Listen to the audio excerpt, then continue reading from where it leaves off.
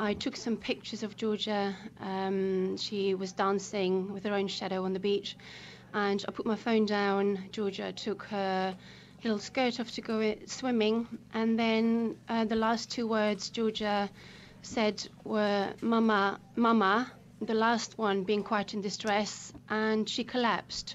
I didn't know what was happening, but then we later find out that Georgia had suffered a ruptured brain aneurysm, and they did all the tests, but Georgia had already died. She died on Christmas Day.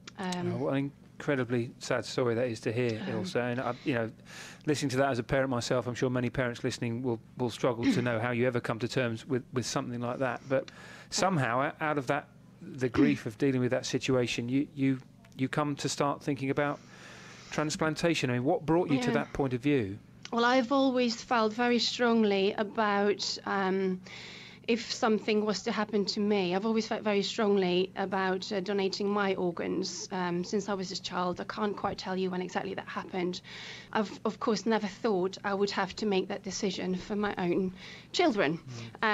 So because you never think that something would happen to your child, I therefore never had this discussion or talk with my husband. I mean, why would I? So, when Georgia was still, she looked very much alive and sleeping and warm and pink, but she was on the breathing machine in bed.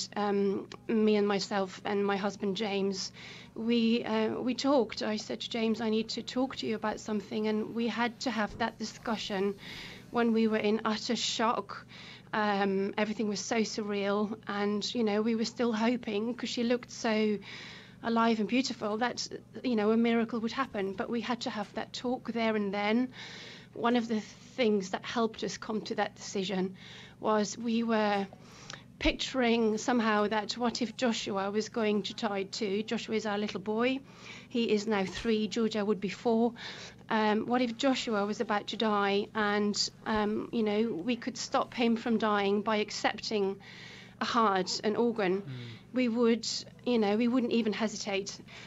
We then approached the staff at King's College Hospital, and then the ball started rolling. So several phone calls were made to find the appropriate recipients, etc., which of course gives us lots of time with Georgia to still, lay next to her, hold her hand, talk to her.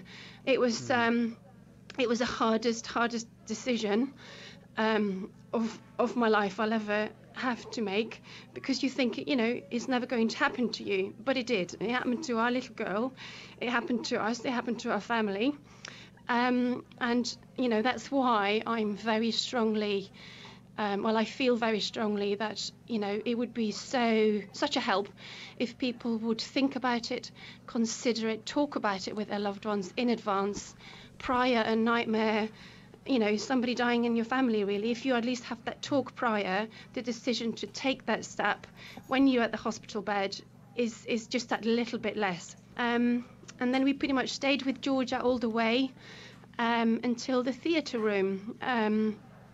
We then were told, the staff were exceptional. They kept telling us what to expect and, explanations of what was going to happen. And then just prior the theatre room, for Georgia to have the operations, we had to turn off her life support. We were told we would have 15 minutes to, hold Georgia, cuddle Georgia, and then Georgia was carried into the theatre room. But we were always told, and I think this is also quite important because I didn't know that, I could have changed my mind, my husband could have changed his mind at any second. So even right at the last minute, even though having said we want to donate Georgia's organs, we've signed all the paperwork, we could have said, actually it's too painful, it's too hard, we don't want to go through with it. And it's something that I think is also quite important people know, So the strength we had from saying goodbye to Georgia just before the theatre room was we knew that 2 children were waiting that night to have the operation.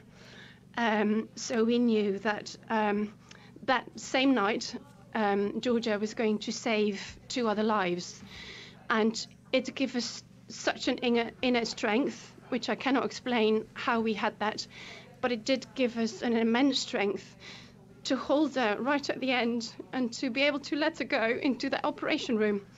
And I, you know, it was a powerful strength to be able to say goodbye to Georgia, knowing that, you know, children out there are now living a very happy life because of your beautiful daughter. But you know, it was the toughest and very, very heartbreaking decision, but it was undoubtedly, definitely the right decision, definitely. You know, because being in shock and disbelief, you know, maybe somebody can save your daughter. The harsh reality was Georgia was dead. There was nothing anybody could do. And, you know, it's visualizing what happens after that. When you get home, when your child is gone and all you have is memories, you know, it's kind of putting yourself that little bit of step ahead that, you know, it just gives you strength knowing that, you know, there's parts of Georgia out